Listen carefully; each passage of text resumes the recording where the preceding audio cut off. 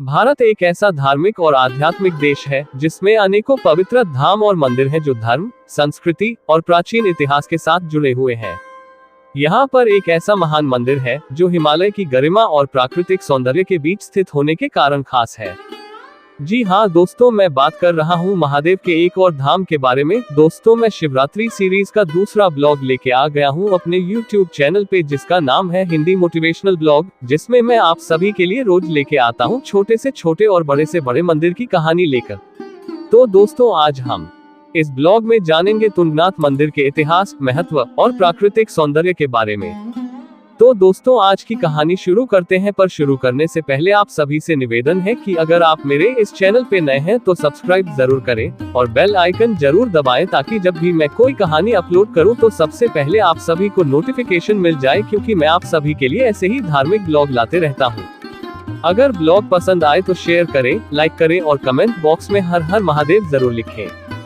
तो दोस्तों, आज का ब्लॉग शुरू करते हैं। तुंगनाथ मंदिर का इतिहास। तुंगनाथ मंदिर उत्तराखंड राज्य के रुद्रप्रयाग जिले में स्थित है। यह मंदिर हिमालय के 5 पंच केदार मंदिरों में से एक है और भगवान शिव के साक्षात धरोहर के रूप में यहाँ के संबंधित पौराणिक कथाओं में प्रसिद्ध है। प्राचीन काल में भारत में महाभारत युद्ध हुआ था और इस युद्ध के दौरान पांडवों ने अपने भाई कौरवों और भीष्म पितामह का वध करके युद्ध जीत लिया था, लेकिन उनके सर पर अपने भाइयों और पितामह की हत्या का पाप था, जिससे वो मुक्ति पाना चाहते थे। इसलिए शिव की तलाश में वो हिमालय की ओर निकल पड़े, लेकिन भगवान शिव उनसे नाराज थे, वो उनको दर्शन देना नहीं चाहते थे। इसके बाद पांडव केदार घाटी के हिमालयी इलाके तक शिव को तलाशते हुए पहुंच गए, जहां भगवान शिव ने उनको देखकर बैल का रूप धारण कर लिया और जानवरों के झुंड में जा मिले। कहा जाता है कि उसी वक्त सारे जानवरों ने भीम पर हमला किया। भीम विशालकाय थे तो उन्होंने अपने पैरों को फैला लिया। सारे जानवर उनके पैरों के नीचे से निकल गए, पर शिव स्वरूपी बैल उनके पैरों के नीचे से जाने को तैयार नहीं हुए। उसी वक्त भीम ने उनको पहचान लिया और बैल की पीठ पकड़ ली। अक्सर लोगों को ये पता नहीं होता कि तुंगनाथ में भगवान शिव का कौन सा भाग है, तो चलिए आज इस बारे में जानते हैं। बैल जमीन के नीचे धंसने लगा। भीम ने पीठ पकड़कर खींचा तो वह केदार घाटी में जाकर गिरा। दोस्तों, पुराणों में कहीं बैल का जिक्र होता है, कहीं भैंस का, जहां आज केदारनाथ है, और इसी तरह बैल जमीन में धंसने के बाद उत्तराखंड की पहाड़ियों पर उनके भाग प्रकट हुए। केदारनाथ में पीठ, मदमहेश्वर में नाभि, तुंगनाथ में भुजाएं, रुद्रनाथ में दिल और कल्पेश्वर में बाल प्रकट हुए, जहां आज शिव के उन्हीं स्वरूपों की पूजा की जाती है। यात्रा के दौरान धार्मिक और आध्यात्मिक माहौल के लिए भी प्रसिद्ध हिमालयी धामों का दर्शन करने की परंपरा है। इसी यात्रा के दौरान पांडवों ने तुंगनाथ में भगवान शिव को प्राप्त किया था, जिसके बाद मंदिर का निर्माण किया गया। तुंगनाथ मंदिर क्यों प्रसिद्ध है? तुंगनाथ मंदिर का नाम भगवान शिव के एक रूप तुंग से लिया गया है, जिसका अर्थ होता है भुजाएं। उन 5 केदारों का निर्माण आदि गुरु शंकराचार्य द्वारा करवाया गया था, जिसका प्राचीनतम उल्लेख भविष्य पुराण में मिलता है। विश्वसनीयता के अनुसार मंदिर का निर्माण महाभारत के दौरान हुआ था और इसके बाद से ही यह धार्मिक और आध्यात्मिक स्थल के रूप में चर्चा में आया है।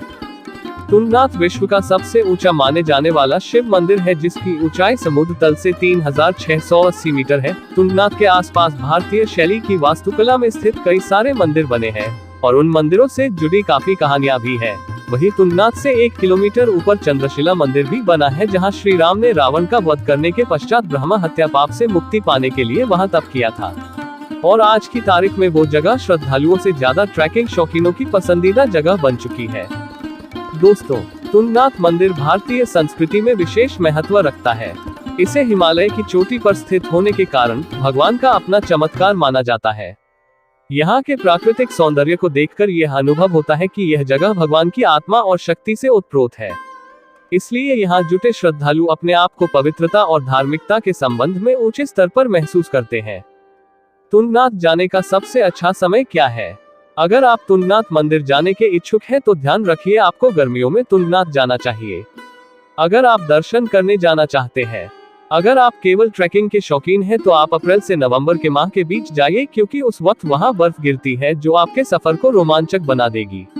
लेकिन श्रद्धालु जो केवल शिव के दर्शन करना चाहते हैं और उनके पास अपना कोई व्यक्तिगत वाहन नहीं है, तो आप सावन में मत जाइए, क्योंकि आपको रहने और आने जाने में परेशानी हो सकती है।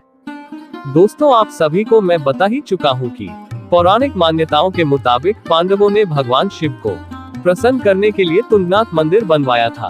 महाभारत युद्ध में नरसंहार के कारण शिव पांडवों से नाराज हो गए थे।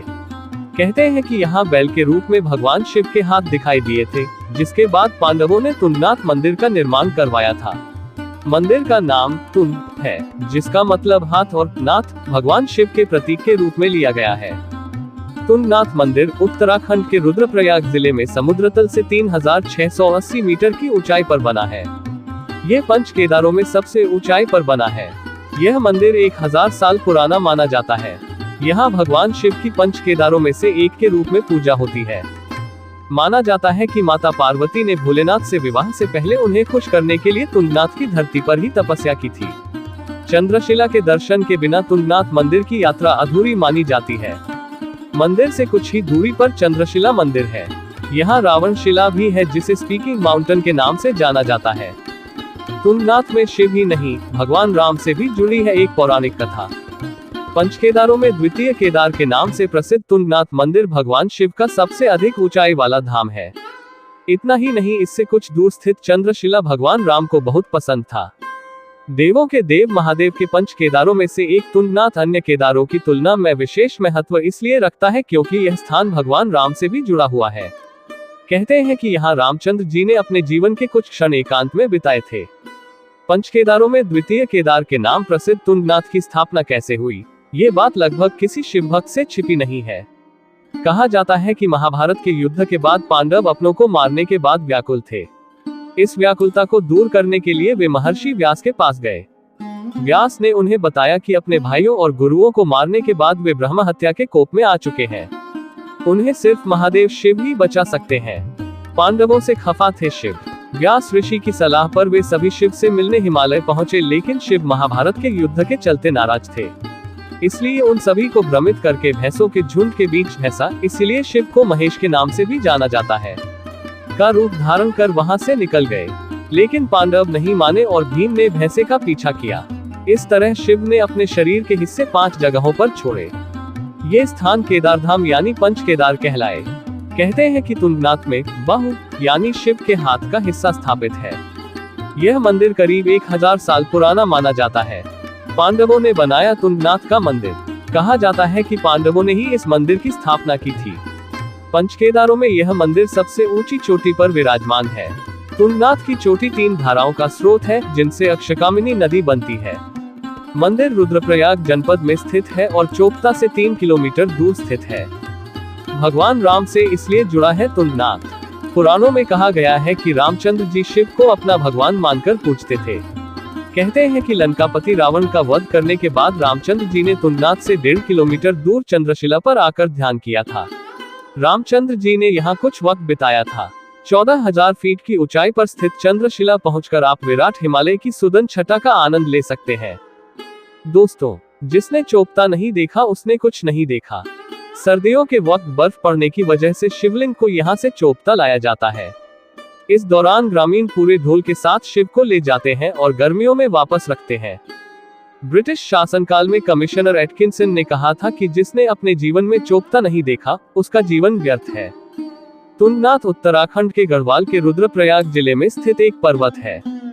तुंगनाथ पर्वत पर स्थित है तुंगनाथ मंदिर, जो 3460 मीटर की ऊंचाई पर बना हुआ है और पंच केदारों में सबसे ऊंचाई पर स्थित है। यह मंदिर 1000 वर्ष पुराना माना जाता है और यहाँ भगवान शिव की पंच केदारों में से एक के रूप में पूजा होती है। ऐसा माना जाता है कि इस मंदिर का निर्माण पांडवों द्वारा भगवान शिव को प्रसन्न करने के लिए किया गया था, जो कुरुक्षेत्र में हुए नरसंहार के कारण पांडवों से रुष्ट थे। तुंगनाथ की चोटी 3 धाराओं का स्रोत है, जिनसे अक्षकामिनी नदी बनती है। मंदिर चोपता से 3 किलोमीटर दूर स्थित है। कहा जाता है कि पार्वती माता ने शिव जी को प्रसन्न करने के लिए यहाँ ब्याह से पहले तपस्या की थी। प्राकृतिक सौंदर्य। चोपता घाटी में स्थित एक बुग्याल 12 से 14,000 फुट की ऊंचाई पर बसा ये क्षेत्र गढ़वाल हिमालय के सबसे सुंदर स्थानों में से एक है। जनवरी फरवरी के महीनों में आमतौर पर बर्फ की चादर ओढ़े इस स्थान की सुंदरता जुलाई अगस्त के महीनों में देखते ही बनती है। इन महीनों में यहाँ मीलों तक फैले मखमली घास के मैदान और उनमें खिले फूलों की सुंदरता देखने योग्य होती है। इसीलिए अनुभवी पर्यटक इसकी तुलना स्विट्जरलैंड से करने में भी नहीं हिचकते।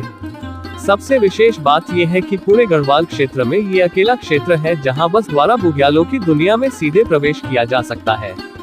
यानी यह असाधारण क्षेत्र श्रद्धालुओं और पर्यटकों की साधारण पहुंच में है। पर्यटन, ये पूरा पंच केदार का क्षेत्र कहलाता है। ऋषिकेश से श्रीनगर गढ़वाल होते हुए अलकनंदा के किनारे किनारे यात्रा बढ़ती जाती है।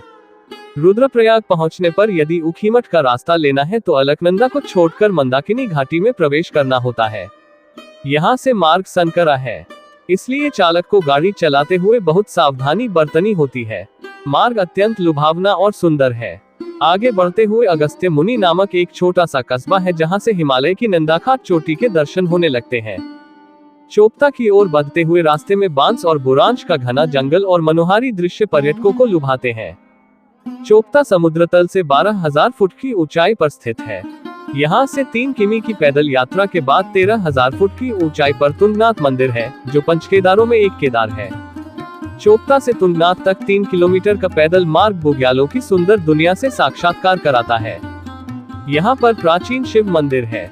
इस प्राचीन शिव मंदिर से 1.5 किमी की ऊंचाई चढ़ने के बाद 14,000 फीट पर चंद्रशिला नामक चोटी है, जहाँ ठीक सामने छू लेने योग्य हिमालय का विराट रूप किसी को भी लुभा सकता है।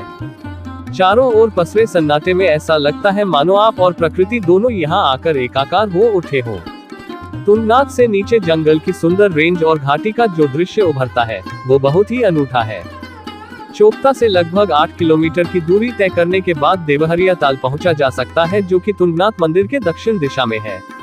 इस ताल की कुछ ऐसी विशेषता है जो इसे और सरोवरों से विशिष्टता प्रदान करती है। इस पारदर्शी सरोवर में चौखंभा, नीलकंठ आदि हिमाच्छादित चोटियों के प्रतिबिंब स्पष्ट दिखाई देने लगते हैं। इस सरोवर का कुल व्यास 500 मीटर है। इसके चारों ओर बांस व बुरांश के सघन वन है तो दूसरी ओर एक खुला सा मैदान है। चोपता से गोपेश्वर जाने वाले मार्ग पर कस्तूरी मृग प्रजनन फार्म भी है। यहाँ पर कस्तूरी मृगों की सुंदरता को निकटता से देखा जा सकता है।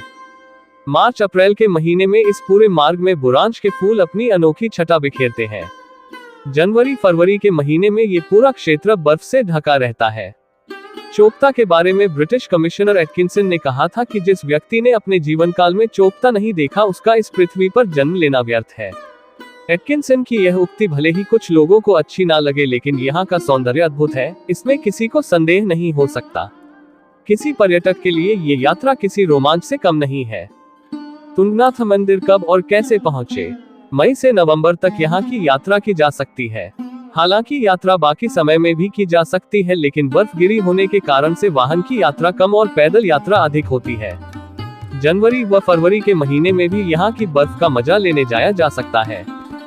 2 रास्तों में से किसी भी एक से यहाँ पहुँचा जा सकता है, ऋषिकेश से गोपेश्वर होकर। ऋषिकेश से गोपेश्वर की दूरी 212 किलोमीटर है और फिर गोपेश्वर से चोपता 40 किलोमीटर और आगे है, जो कि सड़क मार्ग से जुड़ा है। ऋषिकेश से ऊखीमठ होकर ऋषिकेश से ऊखीमठ की दूरी 178 किलोमीटर है और फिर ऊखीमठ से आगे चोपता 24 किलोमीटर है, जो कि सड़क मार्ग से जुड़ा है। यातायात सुविधा ऋषिकेश से गोपेश्वर और ऊखीमठ के लिए बस सेवा उपलब्ध है। इन दोनों स्थानों से चोपता के लिए बस सेवा के अलावा टैक्सी और जीप भी बुक कराई जा सकती है। आवासीय सुविधाएं। गोपेश्वर और ऊखीमठ दोनों स्थानों पर गढ़वाल मंडल विकास निगम के विश्राम गृह हैं। इसके अलावा प्राइवेट होटल, लॉज, धर्मशालाएं भी हैं जो सुगमता से मिल जाती हैं। चोपता में भी आवासीय सुविधा उपलब्ध है और यहाँ पर स्थानीय लोगों की दुकानें भी हैं। समय और मौसम। मई से लेकर नवंबर तक यहाँ की यात्रा थोड़ी सरल है। यात्रा के लिए सप्ताह भर का समय पर्याप्त है। गर्म कपड़े साथ में रहने चाहिए क्योंकि यहाँ पर वर्ष भर ठंड रहती है। तो दोस्तों, ये है एक अद्भुत कहानी जो वेदों, उपनिषदों और पुराणों में लिखित है। तो दोस्तों, अगर कहानी पसंद आई है तो शेयर जरूर करें। अगर चैनल पे नए हैं तो सब्सक्राइब करें और लाइक करें।